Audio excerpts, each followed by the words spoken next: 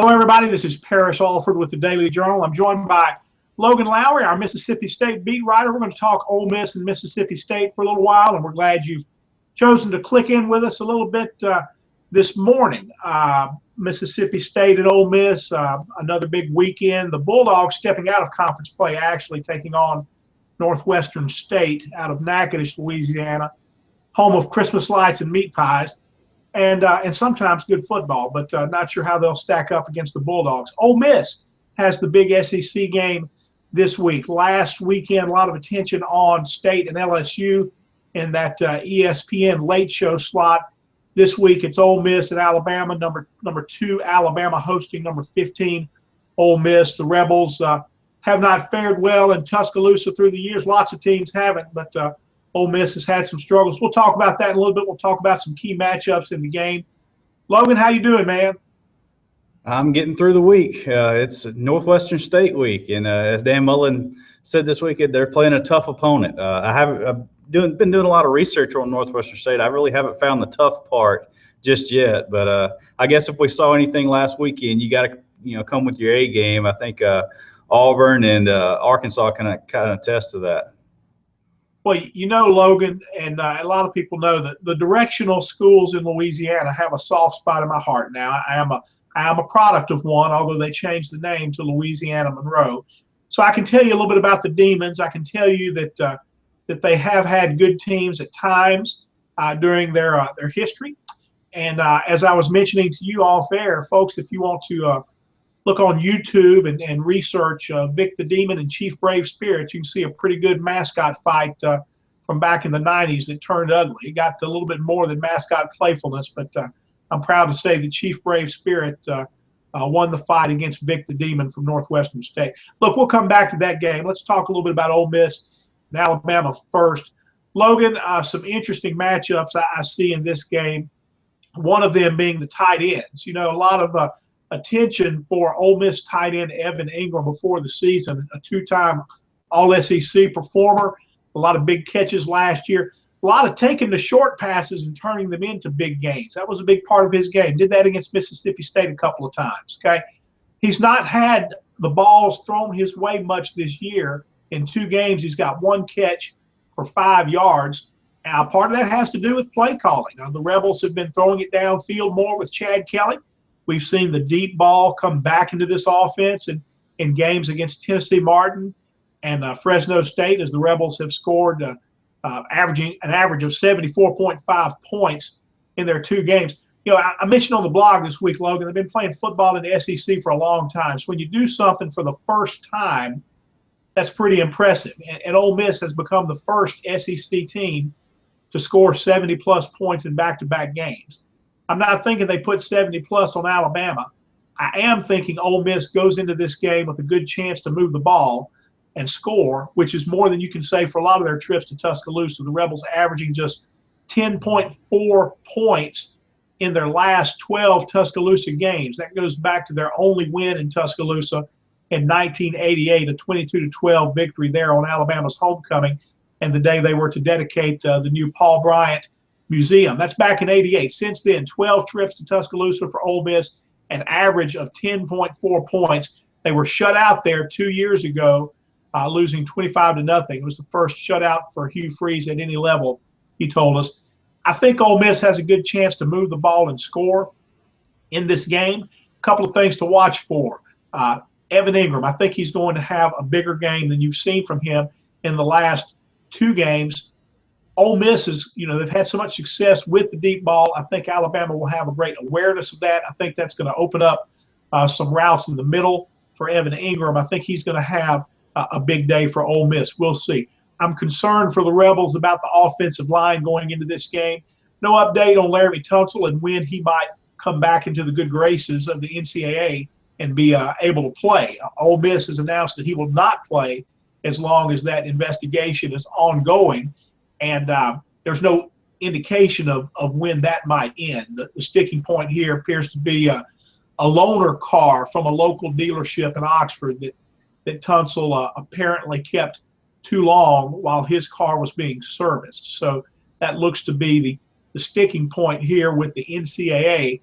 But Ole Miss, it does not appear, will have Laramie Tunsil. Now, in 2 games without him, they've managed to develop some chemistry, but this is a gigantic step up in competition. This is not like going from Tennessee Martin and Fresno State to a middling SEC team or maybe another Power 5 non-conference game.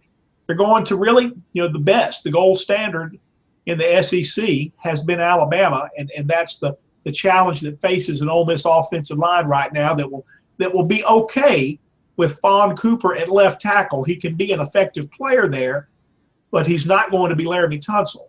Few people are. But after Cooper at left tackle, there's a trickle-down effect.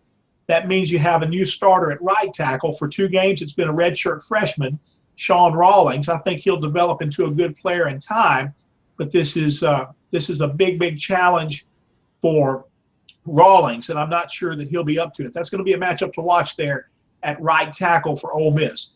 Now, more trickle-down effect. Robert Conyers has won the starting center job, has started there for 2 games now. He gives Ole Miss a bigger player, bigger than Ben Steele, who started most of last year at center. Conyers has a little bit of a gimpy knee.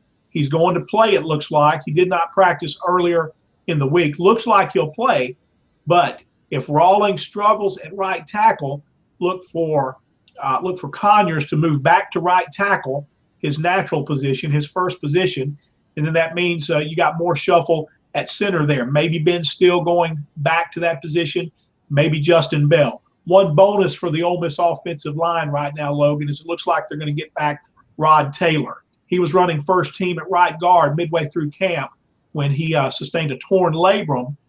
He's going to have surgery after the season. He'll play through the injury.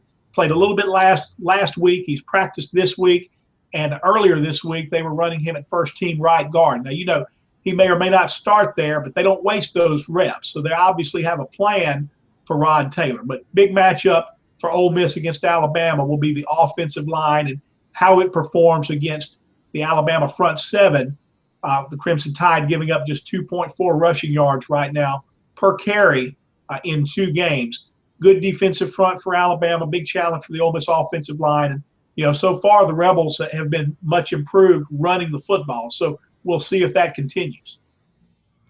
Yeah, and looking back at Mississippi State's game against LSU last week, State did not get off to a good start. That's the 2nd week in a row that they've started off really bad, kind of bad offensively. It is kind of the main concern for if you're a Mississippi State fan is just the fact that they haven't been able to put up points. They've only scored 10 points in the first half in their first 2 ball games on offense. Of course, Brendan Holloway had the kickoff return in the opener versus Southern Miss, but the offense itself has only produced 1 touchdown and 1 field goal in the first half. And they really need to get back on track with that this week.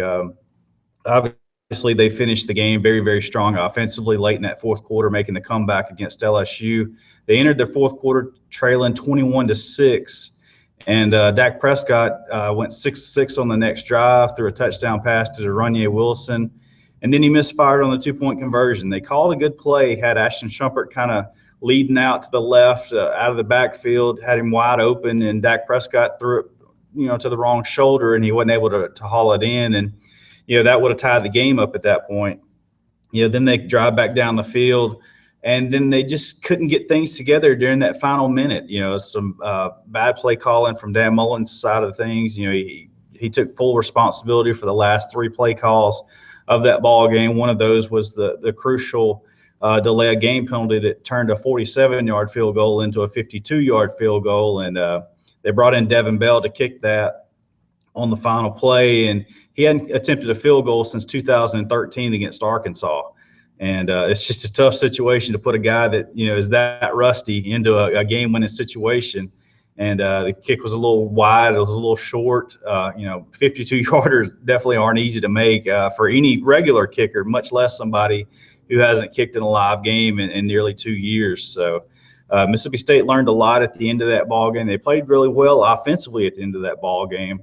And we'll have to see how they start off against Northwestern State this week. But it's a crucial game for Mississippi State. They need to get in there. They need to empty the bench. They need to get playing reps for a lot of those young running backs like Aris Williams and Dontavian Lee. They need to get redshirt freshman quarterbacks into the game, Elijah Staley, Nick Fitzgerald. Fitzgerald played a little bit that final drive against Southern Miss, but really just not a lot of extended reps. And they really need to get those guys some reps in some live games just in case something were to happen to Dak Prescott. You know, Logan, a lot of people would like to see the SEC move away from FCS games, move away from playing the former Division I AA teams. I'm a fan of this game on the schedule for State and Ole Miss. Now, Ole Miss has already had its game against an FCS opponent when it opened up with Tennessee Martin. I like to see this game come deeper in the season for these teams. Last year, after Ole Miss lost the Auburn game, and in the emotional way that they lost that game, they were able to come back the next week and play an opponent in Presbyterian. And, of course, they won big, but that's not the point. They were able to exhale a little bit. They were able to play a lot of people. They were able to rest some people.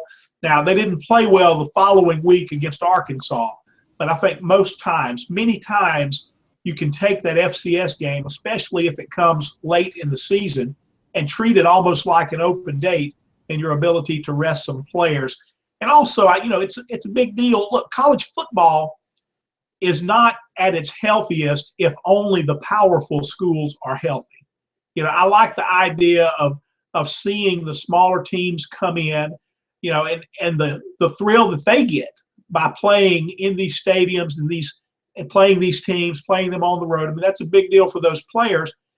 But the other thing, Logan, is it's a chance.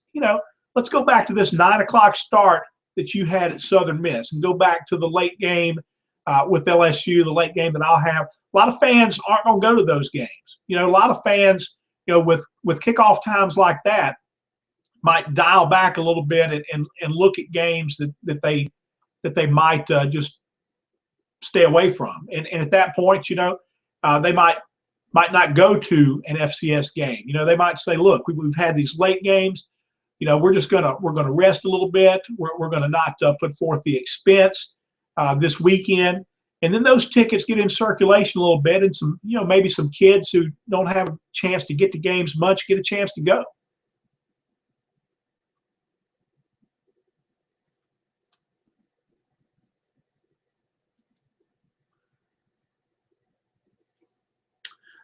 Logan, have we lost you? Looks like we've lost you.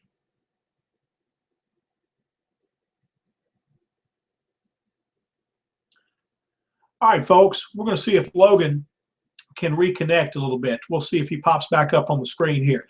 In the meantime, wanted to touch more on the tight end situation for Ole Miss. I really think that Evan Ingram stands a chance to have a big game here. O.J. Howard, the Alabama tight end, has become a big threat for Alabama as well. He's a little bigger than Ingram. If you read the scouting reports on these guys, he's just as fast. But he has become the guy who can stretch the field a little bit for Alabama. Now, they don't have Amari Cooper this year, so they have receivers that are becoming themselves the go-to guys, taking on different roles. So O.J. Howard is a tight end threat for Alabama. Ole Miss fans might remember him as the player to whom Blake Sims was throwing late last year in the end zone when 5'10" Sinquez Golson outleaped 6'6" O.J. Howard and made the interception that will be remembered for years in Ole Miss history, made the interception that sealed the win against Alabama in Oxford last year. But O.J. Howard, a big playmaker for Alabama. Keep an eye on him in this game. Keep an eye on both of those tight ends. Looks like Logan is back. Logan, are you with us? I think.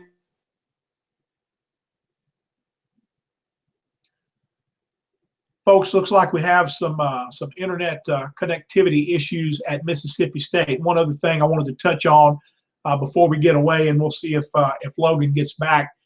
Chad Kelly. We've had this quarterback competition at Ole Miss. I think really that it drug on a little bit longer than it needed to, perhaps, based on what Kelly has shown in the first two games. I've been really impressed with the poise that he has shown in the pocket. When the rush comes, and there hasn't been a lot of rush in two games. There will be more rush when Ole Miss gets into Tuscaloosa. He'll face a little bit more, but he's shown a lot of poise in the pocket. He's been able to stand there, make his reads, and complete passes, even when he was starting to get a little heat. He's been incredibly accurate, 72.5%. 6 touchdowns, 1 interception, and I really don't count the interception against him. It was one where he delivered the pass right on target, right into the hands of a little bit of a rusty Laquan Treadwell on opening day against Tennessee Martin. The ball hits Treadwell's hands, bounces up in the air. A UT Martin defender grabs it. So the interception goes to Chad Kelly, but he's been extremely accurate. He's spreading the ball around, making big plays. The deep ball has come back into the Ole Miss offense. And again, Alabama's going to be aware of that, and I think that's going to open up some things in the middle. But what Chad Kelly's going to have to make sure he does this week is improvise. He's going to feel more pressure than he has in 2 weeks. He's going to feel some heat. He's going to have to step up in the pocket. You may see more called runs for Chad Kelly. Hadn't been a lot of that in 2 games. There's been a little. He is mobile. He can do that. May see a little bit more of that, but you're going to have to see some improvising by Chad Kelly, because I don't think the blocking and the protection is going to be there the way it was in the first 2 games. Logan, you back with us? I think so, at least momentarily. All right. What's going on there at Mississippi State, man? They usually have real good internet. All right, folks, we're going to give this one more try here. We'll see if Logan can hang around. I see the picture. I see him right here. He's back. This is getting frustrating here. Hopefully, I don't let any 4-letter words fly on this thing since we're live on the air. At least I think I'm live on the air. Yeah, we're live right now. I tell you what, I've talked a little bit about Ole Miss and Alabama a little bit more, talking about Chad Kelly, his performance through 2 games, what he can expect in Tuscaloosa. Tell us a little bit more about what you need to see from Mississippi State, where they really need to take a step this weekend. And we can't get away, Logan, without you throwing in the Northwestern State nicknames. I want to get those nicknames in. Well, you're more familiar with those than I am. I've only covered Northwestern State that one time that Ole Miss played them. I guess it was can't remember if it was a homecoming game or not. I remember Ed Ogeron was there, and I remember playing against them, or Ole Miss playing against them then. I covered that game. I think they announced like 18,000 at that ball game, and I remember telling Rick Cleveland on the sideline, if I had a handful of rocks, how long would it take me to hit somebody? But that's really about all I know about Northwestern State from previous experiences. But what I need to see from Mississippi State this week, I want to see them find an identity on defense. One of the things, they've played pretty well along the defensive line so far in the first couple of games. Richie Brown's played really well at middle linebacker. He's had 11 tackles in each of his first 2 ball games. Also has a sack and an interception. So the front 4 plus Richie Brown has played really, really well. But Mississippi State struggled against the pass against Southern Miss. Then they turned around and struggled against the run against LSU. Now, obviously, LSU has a really talented running back in Leonard Fournette, and he broke loose a few times and kind of just grinded out that win last week. I think Mississippi State limited LSU to only 71 passing yards last week. They only attempted 14 passes in that ball game, so they were content to run the ball, and sometimes they had success with it, sometimes they didn't. But Mississippi State needs to find their identity on defense. There's a lot of new faces on that side of the ball, and this is a good game for them to find their identity. Obviously, looking ahead, they've got a crucial road game at Auburn the next week, and Mississippi State needs to find themselves. Auburn's kind of trying to find themselves as well. I mean, obviously, they had to squeak out a win against Jacksonville State in overtime last week. So, Auburn has proven to be a little vulnerable, but so has Mississippi State a little bit so far this season. So they need to get a little bit of their confidence back this week against Northwestern State. Established the line of scrimmage on both sides of the ball, and that's an area that they struggled last week. Their offensive line, especially for Mississippi State, struggled the left side with Justin Malone, and Rufus Warren kind of got it taken to them a little bit early on in that first half against LSU. Really kind of, I guess, limited what Dak Prescott's effectiveness was, just simply because he was harassed back in the backfield most of the night. And he's proven the first couple of ball games he didn't really want to tuck it and run like he did a year ago. He wants to stand back there in the pocket and try to make the throws that he can. I don't know if that's a design thing. I don't know if that's him trying to prove himself to the next level or whatever it is. But Mississippi State needs him to run the ball to get that offense to be as effective as it can be, because we saw last year when he runs the ball, good thing happened for the Bulldog. Couple of things, Logan. One, is Dak healthy? Is there something going on? Do you think? Do you notice anything that maybe, sometimes Dan Mullen doesn't like to talk about injuries. So do you think Dak is healthy? Two, how did State compensate for the fact that that left side of the offensive line was getting beaten early in the LSU game? Because obviously the second half, the fourth quarter, they were able to move the ball. Well, I think it was a lot of quick passes in that second half to kind of alleviate some of that stuff. And I think the left side actually did get better as that game progressed, that, you didn't see nearly as much pressure from that side. I think, you got a new starter in Rufus Warren, who was a converted tight end at one point, trying to learn that left tackle spot. It's the most that he had ever played in a ball game. So I think it's him maturing, kind of feeling his way out at that spot. But as far as Dak being healthy, I think he's perfectly healthy. And if you look back at last year, he didn't run the ball a whole lot in those first three ball games last year either, against Southern Miss, South Alabama, and UAB. He just didn't run the ball very much. So maybe they're trying to limit it in his runs early on in the year, because last year he did start to wear down. I think he wasn't healthy those last 3, 4, 5 ball games of the season. I think just the toll of the wear and tear on his legs, kind of slowed him down as the season progressed last year. So I think they're maybe trying to monitor that a little bit, trying to only run him when they have to. And it's also, Dan Mullen also mentioned here the other day that it's just his progression as a quarterback. The game's starting to slow down for him a little bit. He's starting to see a little bit more. And